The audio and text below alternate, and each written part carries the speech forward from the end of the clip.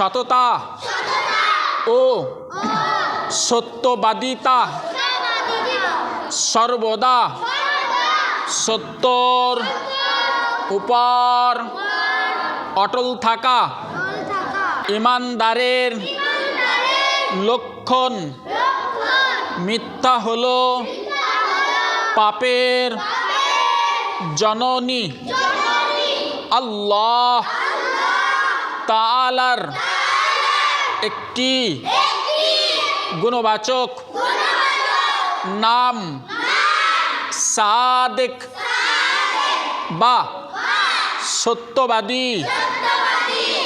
আল্লাহ তাআলা সত্যবাদীকে ভালোবাসেন।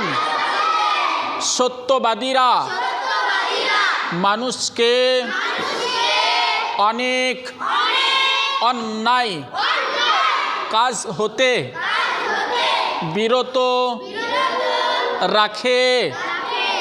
যে সত্যবাদীকে এড়িয়ে থাকে সে তার চরিত্রকে কলুষিত